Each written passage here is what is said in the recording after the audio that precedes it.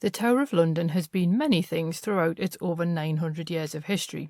It's been a royal palace, a fortress, a menagerie, an armoury, a treasury, the Royal Mint, public record office, and now a tourist attraction. But given the sheer amount of death, torture and violence associated with the building, ghosts are somewhat inevitable. And the tower boasts a whole range of ghosts. You've got the Lost Princes, Anne Boleyn, Lady Jane Grey and Sir Walter Raleigh being among the most notable. A cavalier apparently haunts a set of battlements connected to the Beauchamp Tower. Screams issue from the council chamber in which Guy Fawkes was held. It will be impossible to do all the ghost justice in just one episode, so we're going to focus on some of its best known phantoms in this week's episode of Fabulous Folklore. Hello there and welcome to Fabulous Folklore, the podcast for all things folklore, occult and just a bit weird. I'm your host Icy Sedgwick, blogger, fantasy author and your guide into these rather mysterious realms. I've got some rare things to show you, so come on in, take a look around, but be careful not to touch anything. These things sometimes bite. Well, hello there, and welcome back to Fabulous Folklore with me, your host, Icy Sedgwick. I do hope that you're well, and I hope that you're enjoying this particular theme of London ghosts, because it has actually been quite a lot of fun to research, although let's be honest, I pretty much think that about everything that I have to research, which is cool, and it's one of the reasons why I love doing this.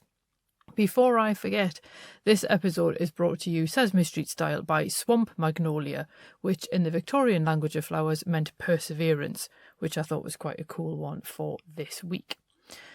Now, like I said in the introduction, the Tower of London, it stood there for 900 years. It was essentially started by William the Conqueror, and it's seen a lot of history in that time, as you can imagine. Bits have been added on, and it's passed through all these different uses, but the one thing that has remained constant up until it became a tourist attraction is this link with violence and death because of the fact it's been used as a prison but also a site of execution as well. So that does seem to run as a bit of a theme throughout the stories of these ghosts. Now, I have tried to pick the most well known, but there are also just some really bizarre ones that also came out as well, including a phantom bear. So I thought that one might at least be a little bit more unusual than other things that you might expect. But we're going to start off probably with the biggest star of the Tower of London, which is Anne Boleyn. And she was actually executed at the Tower in 1536 on Tower Green, having been found guilty of treason on somewhat trumped up charges, it has to be said. Now, we're not going to dwell on what happened to Anne because that's been covered at length in so many other places as well. But what we are going to have a look at is the reports from the 19th and 20th centuries in which people have actually seen her ghost on Tower Green, but also in the White Tower's Chapel Royal. Now, that's actually quite unsurprising given she was actually buried under the chapel altar. And this might indeed explain one of the most famous sightings of her. So a captain and a sentry were doing the rounds at night when they reached the Chapel Royal and found it all lit up. Now, the captain was quite confused about this given the lateness of the hour, and the sentry confirmed that no, there was no nighttime service underway. But he did also confirm that he and the other night sentries had seen the light in the chapel before. Now, the captain decided he wanted to know what was going on, and I suppose he probably assumed it was part of his rank that he should investigate. So the sentry fetched a ladder, and then the captain climbed up to look through one of the windows. The scene that he saw when he looked into the chapel sounds like something out of some kind of film, to be honest with you. But according to Elliot O'Donnell, who reported this, a blue-white light lit the chapel, and it's the kind of light that sort of doesn't really come from anywhere, so it's completely sourceless, but it still lights up a space. And then a procession of women and men in Tudor dress made their way down the central aisle. The captain recognised the woman leading the procession as Anne Boleyn, having seen a portrait of her just a few days previously. The whole party all walked in silence, eyes straight ahead, and when the procession reached the end of the aisle, remember that's where Anne Boleyn's buried, they then followed a side aisle back to the doors and then made their way down the central aisle again. This happened a few times until the procession vanished and the light snapped off. The captain never saw the phantom procession again. But that's not the only place that Anne apparently appears, and in 1864 a sentry faced a court-martial for apparently deserting his post near the Queen's house thanks to Anne Boleyn. Surprisingly, he avoided punishment when he gave his explanation, which also could be corroborated as well, because according to him, a white shape had suddenly lurched at him out of the mist. When he demanded it identify itself, it remained silent and continued bearing down on him. So the sentry lashed out with his bayonet, but it went straight through the figure, and somehow he realised it was Anne Boleyn. He then left his post, he explained, out of sheer panic. Now, one of the reasons why he avoided the court-martial is because 2 witnesses had been watching from the Bloody Tower, and they corroborated this particular story. Since then, other sentries have also seen the figure outside the Queen's house. I'm not necessarily sure how they know it's Anne Boleyn, but there we go. Now, another one of the stories takes us to a Saturday evening in October 1817. Now, this one is one of the stories that was related by Elliot O'Donnell in 1932, although I have actually found versions of it in much earlier newspapers in like the 1860s and 1870s, so it's clearly a story of some age, particularly if it comes from October 1817. But it relates to a man named Edmund Swift, who lived with his family in the Jewel House, thanks to his position as the keeper of the crown jewels. On this particular evening, he sat at supper with his wife, their 7-year-old son, and Mrs. Swift's sister. The doors were closed against the wintry night outside, and they ate by candlelight. But just after the stroke of midnight, Mrs. Swift suddenly looked up and cried, "Good God, what is that?" And a glass-like tube hung in mid-air between the ceiling and the table. According to Edmund's description, it was as thick as his arm and contained 2 types of fluid. One was white and the other one was a light blue. As they watched, the 2 coloured fluids kept mixing and then separating for about 2 minutes. The tube then floated across the table towards Mrs. Swift and positioned itself above her right shoulder. Her hands flew to her shoulder and she cried that it had seized her. At this point, Edmund finally swings into action and he picks up a chair and literally aims it at the tube. But in the action of swinging it, it passes straight through the tube and the chair then collides with the wall. A second or so later, the tube vanishes. And it seems from the record that only Edmund and Mrs. Swift actually saw the tube and their son and Mrs. Swift's sister saw nothing. Now, according to Elliot O'Donnell, Edmund then investigated what had happened and concluded that he couldn't explain what they'd seen with any known physical laws. Now, O'Donnell does stress that Edmund wasn't psychic, nor apparently even interested in such phenomena, so I actually would quite like to know what he did to analyse the events. But as it is, this was apparently the only phenomenon he actually directly experienced himself while he worked at the tower. Although he does appear in another ghost story from the tower, although here he simply verifies the event rather than being in it. So in January 1816, a sentry was pacing outside the Jewel House at midnight, and he apparently noticed something coming up the steps under the building. The sentry couldn't work out what it was, only that it wasn't human. And then as a cloud passed away from the moon, obviously the moonlight then illuminated the scene, and the sentry saw with quite a lot of horror, I would imagine, that the advancing creature was a huge bear. He lashed out with his bayonet when it didn't show any signs of stopping, and as with the Anne Boleyn story, the bayonet passed straight through the bear and struck the wall beyond. When the action failed to stop the advancing bear, the sentry did what I think most people would probably do at that point and fainted. Now, Edmund Swift wrote about the event the following day. A fellow sentinel reported that he'd seen the sentry just before the event, thus confirming that he was awake and alert, and also removing the possibility that the sentry might have dozed off and been dreaming. Edmund got the same story from the sentry himself, and the following day the sentry was apparently changed beyond recognition. And even worse, the brave and steady soldier, as Edmund described him, died a couple of days later. Now, O'Donnell notes that the bear was most likely the ghost of one kept in the tower for bear baiting, and having experienced extreme trauma in its life, it became an angry spirit in death. O'Donnell thinks that that's probably why we see a lot of animal ghosts, but this seems to be the only one actually associated with the tower. And considering it was used as a menagerie, sort of as a precursor to London Zoo really, I can't help thinking that there should be more animal ghosts than are actually reported at that point, particularly in the tower. But anyway, we have to talk about the Bloody Tower, and obviously I'm not saying that in the pejorative sense, it's like bloody as in associated with blood. And this particular tower seems to play host to probably the most famous ghosts other than Anne Boleyn. And people have seen what they believe to be the lost Edward V and his younger brother Richard in the Bloody Tower.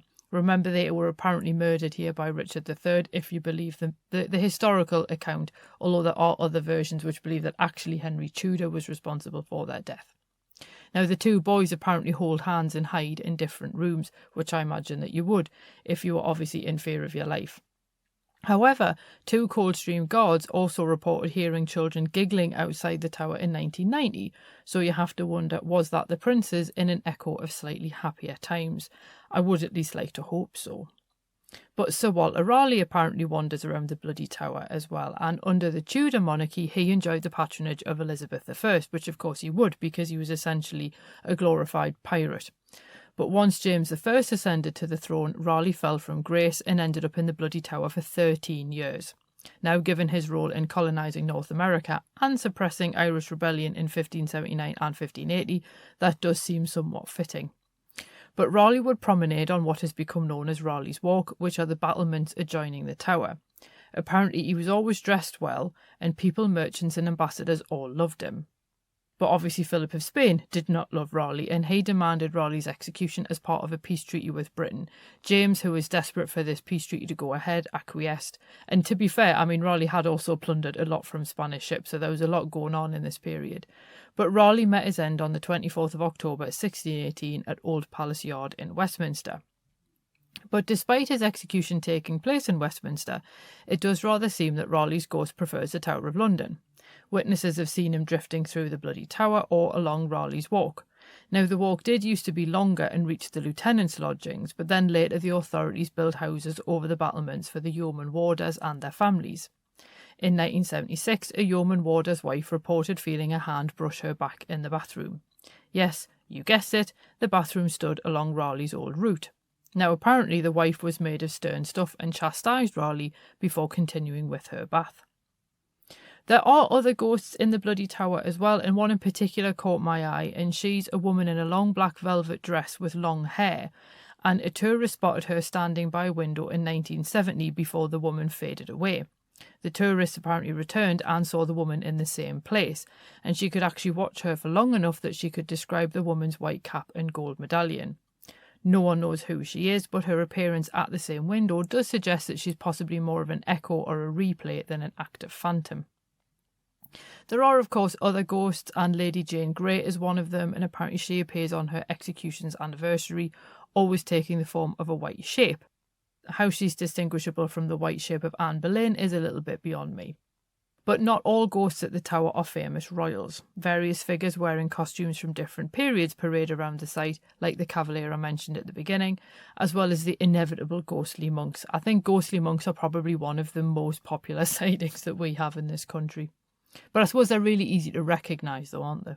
But anyway, I don't want to get distracted by monks, because a grey lady walks through the Queen's house, although she apparently is only ever seen by women, and we do know how much I do love a good grey lady.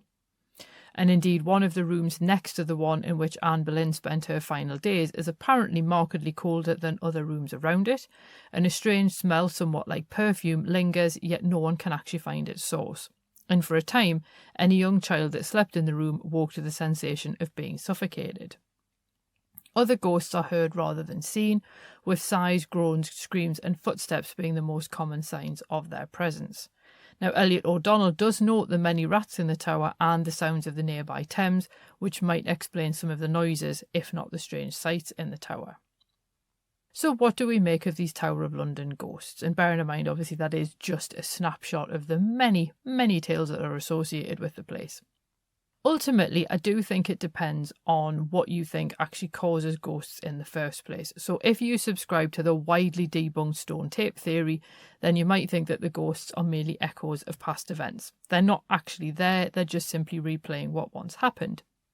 Or maybe you prefer the theory that people haunt where they spent the bulk of their time.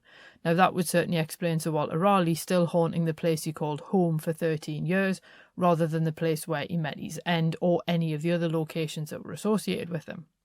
Or perhaps you think that enough people have heard the stories that someone is bound to see something. Because don't forget, if you're primed with stories that these things have happened, you're more likely to either misperceive something and then assume it's one of these things and attribute whatever you saw or heard to one of these stories, or you're perhaps just more susceptible to the idea of experiencing something. And with plenty of tourists around during the day and then the yeoman warders and their families on site at night, then there are obviously plenty of potential witnesses. And the more witnesses that you have, the more stories that you're going to get. So of course somewhere would seem more haunted purely because there's more people to actually have experiences. Whereas if you pick somewhere that's like abandoned or really out of the way, there's going to be fewer stories because there's just fewer people that are actually going there. Ultimately, though, who knows? I would love the idea that it was haunted, but then at the same time, I'd kind of feel sad for the ghosts that were stuck there continuing to wander around the place where they died. And who knows, maybe the sheer amount of violence and death on the site for over 9 centuries is bound to create some kind of blip in London's psychic landscape. There is, of course, the idea that more psychic phenomena are supposed to happen near water. So it could, of course, just simply be its very, very close proximity to the Thames that does also perhaps account for some of the things that happen there. But what I want to know is, who is your favourite among the Tower of London ghosts? Have you ever experienced anything at the Tower of London? I think out of all the places that I've done as locations on the podcast, this is the one that more people are likely to have actually been to at some point in the past. I mean, I've been a few times and I can't say I've ever experienced anything unusual that sticks in my mind. So that doesn't mean anything other than I just simply haven't experienced anything, which I'm kind of annoyed about because I think that would be quite cool. But I did used to watch that series where they would go like inside the Tower of London and then kind of give you stories of stuff like the Raven Master's attempts at training new Raven chicks and stuff. And at no point can I remember any of them mentioning ghosts, which I think was an absolutely missed opportunity on the producer's part. But there we go. So if you have experienced anything at the Tower of London, again, please do feel free to let me know in any of the usual ways. Next week, we are going to have something slightly different because it is the episode that comes out on Christmas Eve. And I've finally decided on the final episode of December. It's going to be looking at number 50 Berkeley Square, which is a really strange story. That apparently the building is supposed to have at some point been the most haunted building in London. So that is going to be an interesting one to round out this particular month.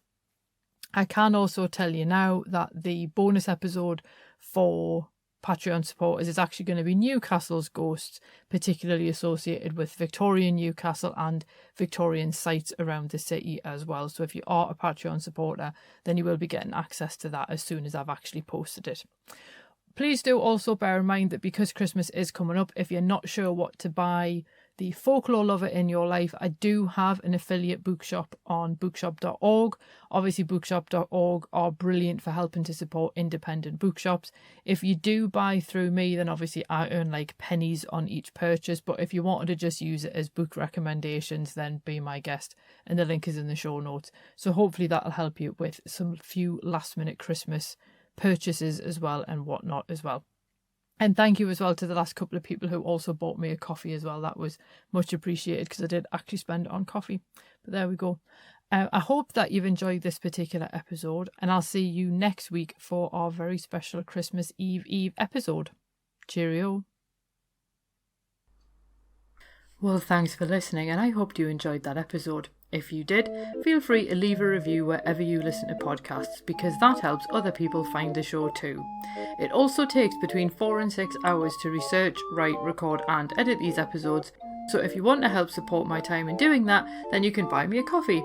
Or you can join the Fabulous Folklore family on Patreon and enjoy extra benefits, including exclusive episodes and articles and even illustrated talks.